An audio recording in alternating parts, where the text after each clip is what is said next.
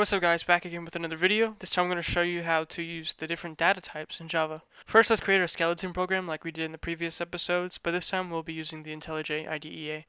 So let's get started. Let's open it up here. I have it down here on my taskbar. Okay, so before we start, we need to do something. So go to File, Other Settings, and then Default Project Structure. Now we'll set the default JDK for all of our projects, or SDK, whatever you want to call it, and then that's right here. So just click the drop down. If it says no SDK probably already, I mean that's what it says default probably, but select it to equal that, and then click apply. Make sure you hit apply, and then click OK, and you're good to go. So every project from now on will use the Java 8 JDK. So let's do it. Let's create a new project. Create file, new project, and actually let's go to our desktop and do something. Let me close that. I want to go to the Java complete tutorial folder we made here, and we're going to delete all of these. Okay, I'm going to show you how to make a thing properly here. Oh, so file, new project, and so we have the 1.8 selected, so that's good. It's our default, and then we can use this here. This will create our skeleton like we're going to do, but for us basically. So then we're going to give it a name here. We're going to call it Java data types, and that's where we want it. We want to have it in that folder I just deleted up, and then we're gonna have it has to have its own file basically. I mean folder. So it can be in like a root folder where all our tutorials will go in, but each project needs to have its own folder. So make sure you do that. So this one already has one. So anyway, that's cool. Then have your base package here. Just backwards URL, whatever you want to call it, domain. Then finish. We'll open it up in this window. And here we go, so we can start coding. We'll wait for this to finish loading. So let's get started. In Java, we need a way to store data and to be able to use it later on. This can be done in the form of numbers, letters, and many other things. For those things, we need to have specific data types so that we can distinguish between them all. So yeah, there are 8 primitive data types in Java. So they are the 4 integer types. We got integer types, and those are int, short, long, and byte. Those are the 4 integer types. I'm not typing code right now, I'm just typing words in English. Floating point numbers, which are basically decimal numbers, and those are float and double. So there's 2 of those. Then we have the char, whatever you want to call it. That's just symbols and crap. So just char, and then we have boolean. Okay, that's so ugly looking, so I'll just delete this. And yeah, so the integers are just for whole numbers, the floating point numbers are for decimal numbers, the characters are for symbols and stuff, and the boolean is just for true and false. So yeah, pretty simple. You'll see if you don't understand yet. So there's going to be 4 integer types. You have the byte, the short, the int, and the long. All of these can be negative or positive values, but they all have different size limits. Here's a table of the integers and their size limits. It's up right there, hopefully.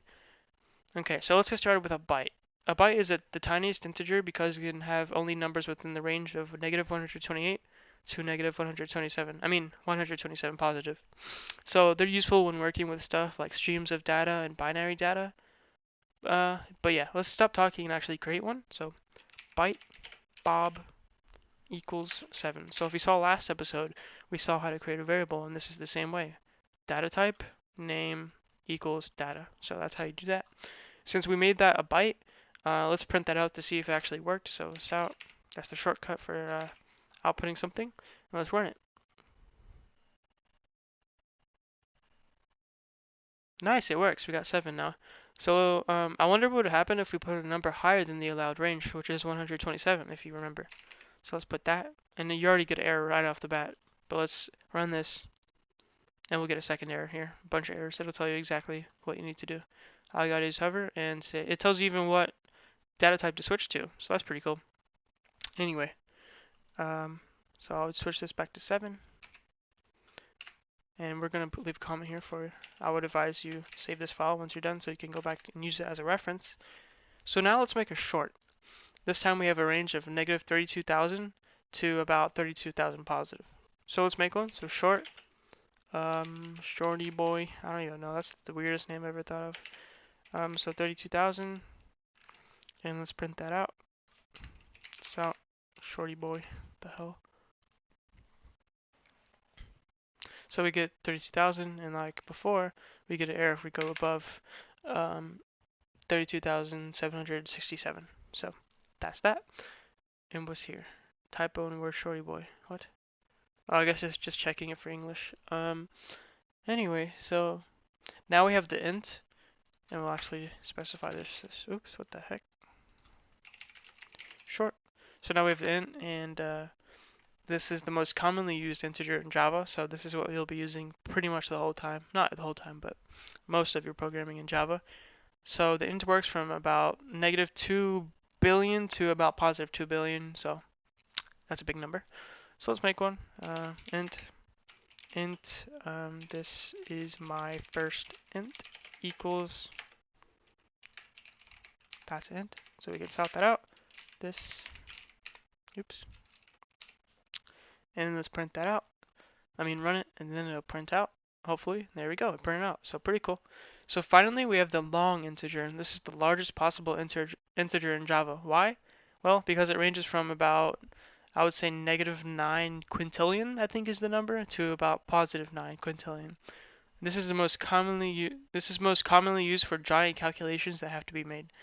So let's do one ourselves. So we're going to compute the distance of light traveled given the amount of days. So if we want to calculate how much of a distance it will take to travel a certain amount of days with light, I'm bad at explaining. But anyway, let's comment this out here. Compute the distance light travels using a long. So that's just an explanation here. And so let's get started. So int light speed, and this will be the speed of light. There you go. Long days. And this is just an example of how you might use something like this. So days will be 1,000. Long seconds.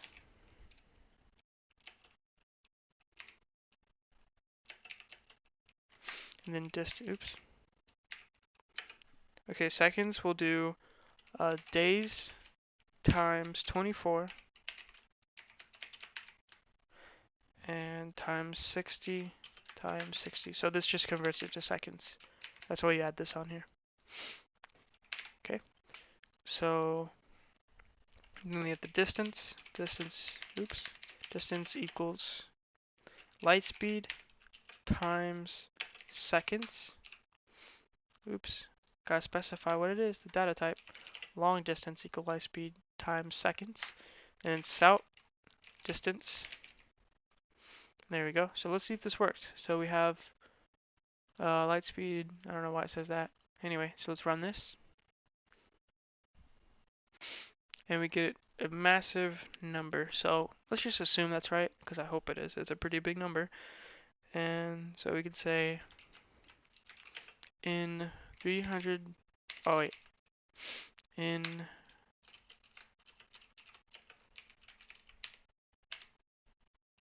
days,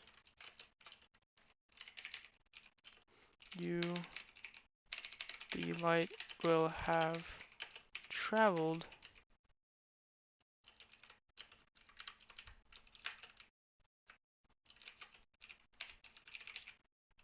okay. So let's try running that. Now it's just a little more presentable. Oh, we got an error here. Oh, forgot our little concatenation sign. If you don't know about concatenation, you'll be learning more about it later, so don't worry about that. But it says in 1,000 days, the light will have traveled 1,000. Oh, that's a big number, not 1,000. That many miles. So it works. That's awesome. So that's how we use the byte, the short, the int, and the long. Hopefully that's helpful. And yeah. So now that we are done with the integer types, we can learn about the floating point types. The two types are the double and the float. A lot like the integers, they are different only in size. So these are like decimal point numbers, so like they have very big exponents, basically. I don't know how to explain it, but I mean exponential notation is what I mean. Yeah, but on the screen I should have a little table showing you how big they are and stuff like that and their range. So anyway, a float is a single precision value that is good for simple fractional data values. So basically like fractions but in decimal form. So just simple stuff like that. example of uses for floats can include money, like I said, like in fractions, you know. And so let's do that. Let's make an example. Let's make float my bank account, and I'm kind of broke, so I'm gonna put 12.99. That's my bank account. Okay. Oh, so as you can see, we have an error already. That's because usually when you have a decimal point, it's more precise to use a double because it's just a bigger range or whatever, and it's bigger. So if you want to force this to be a float, you just add f on the end, and now it knows that it's a float. So if you don't believe me, let's print that out. But first, I'm gonna put float there. Okay, so let's print that out, and we'll do my bank account, and we'll run that. There we go. So we get 12.99. So I mean, it works. It's just you have to force it. So, yep.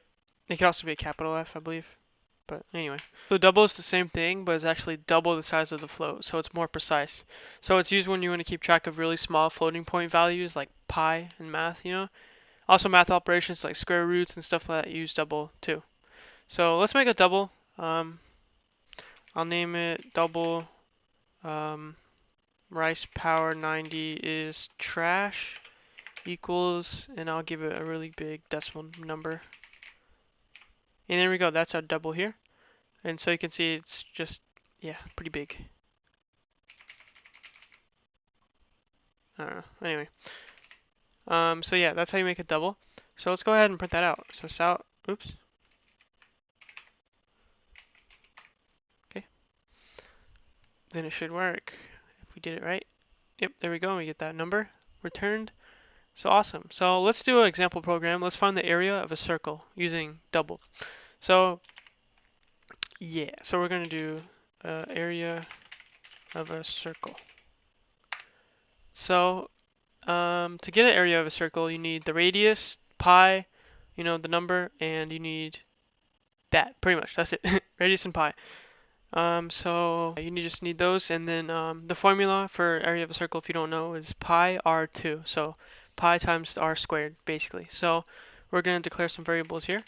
And we're going to use something called dynamic initialization, which I didn't actually exactly tell you about, I don't think. But it's pretty simple. You can make multiple multiple variables all at one time. So all you gotta do is put a comma before each name if they're all the same type at least. Okay.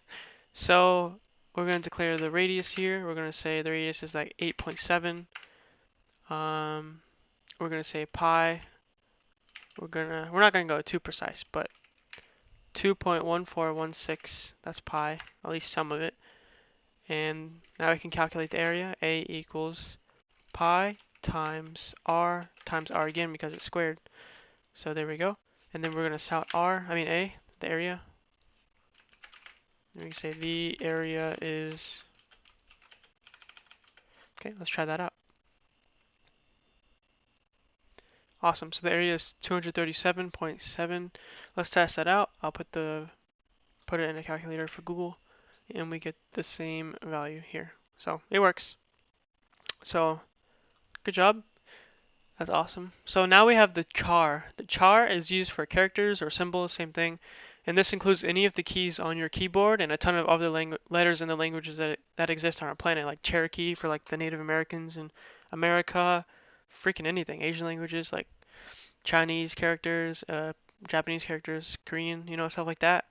Yeah, so char uses something called Unicode, which just provides the characters for Java that I just talked about. There are many ways to use the Unicode in chars, whatever, but I'll first show you the most simple way. So the simple way is to just declare a char here. And to make a char, you just do char letter equals, and then you just put in single quotes A.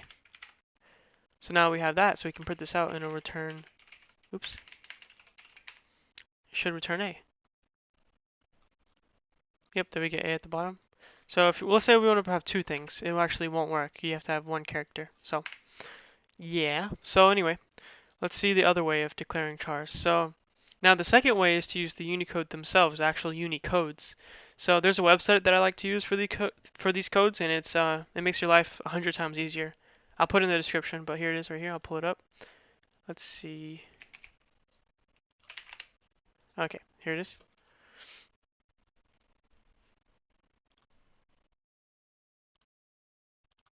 Okay, so you have all these different symbols and just everything.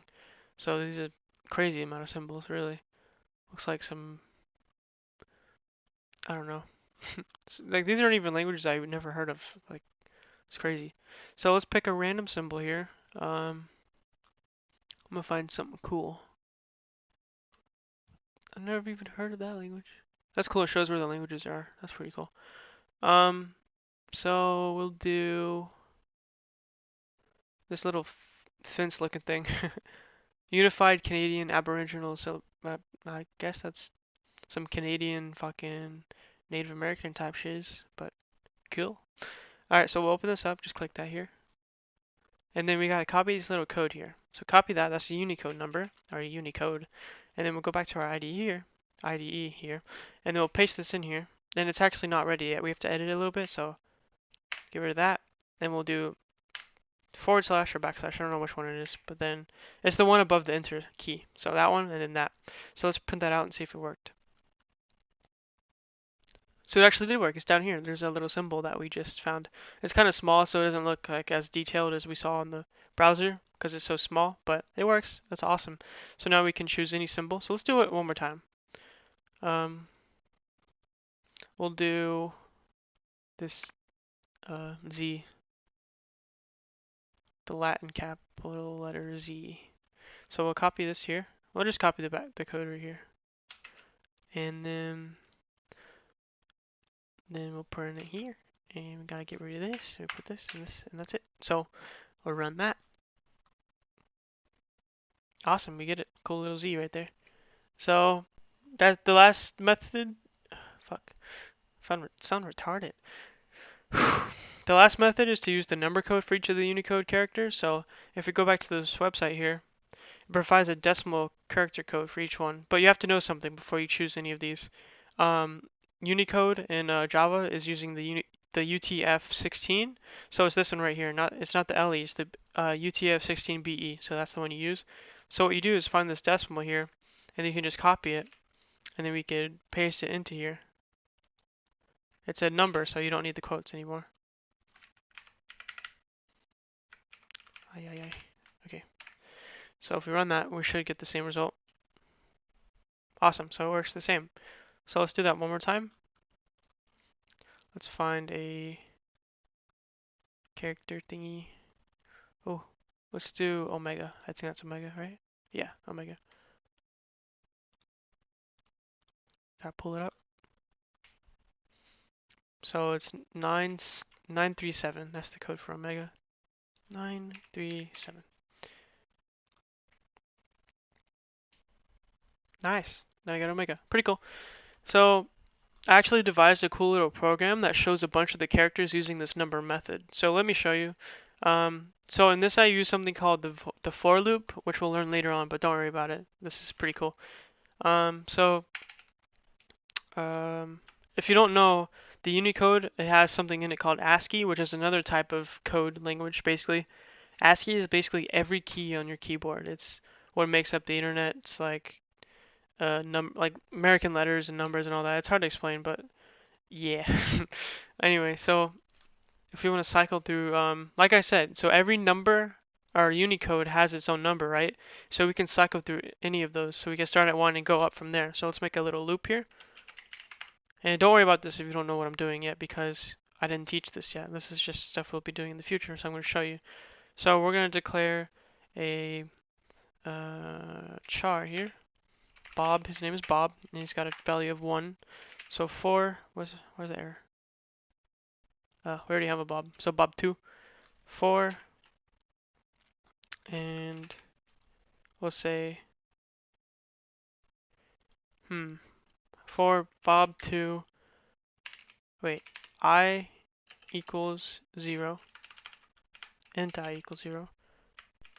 If I is lower than, let's say 40,000, 50,000, and then I plus plus every time. So it's gonna run about 50,000 times basically. And so we can do bob2 plus plus. Okay, so let's see what that does, and we'll sout bob2. Okay, let's run that. And if I did it right, it should cycle through like a bunch of like 50,000 different character codes. There it is right there. So it finished that fast because your computer, depending on how fast your computer is, it's going to do them really fast or not. See, look, you have all these Asian characters here. That's pretty cool. But if you go up, you can start seeing the other stuff. I just saw a sword. That's pretty cool. But yeah, so I just cycled through a whole bunch of them just using these numbers. That's how cool it is. So you can play around with that in the future once you get good at coding. Maybe make some cool stuff. But anyway, so lastly we have the booleans. Booleans are pretty simple. They can be only two things, one or the other. It's true or false. So let's make a boolean for each of these and print them out to see what happens. So we're going to create booleans here. So booleans. We'll say boolean, I'm cool equals true, because I am cool. And then boolean, Paxton is cool. And then we'll put false because she's not cool. So let's print these out. I'm cool. And then Sal Paxton is cool, and we'll see if they return correctly. So we should get true false at the bottom. Here we go. There we go. So pretty simple. Booleans are pretty simple. They're going to be used for if statements and conditions, and yeah, you'll learn later on, but don't worry about it. So I hope you enjoyed this little video on how to use the basic primitive variables in Java. If you liked it, leave a like. If you want to see more, subscribe, and I'll post a video every day of this month. And yeah, so if you have any questions, leave a comment, I'll help you, and peace.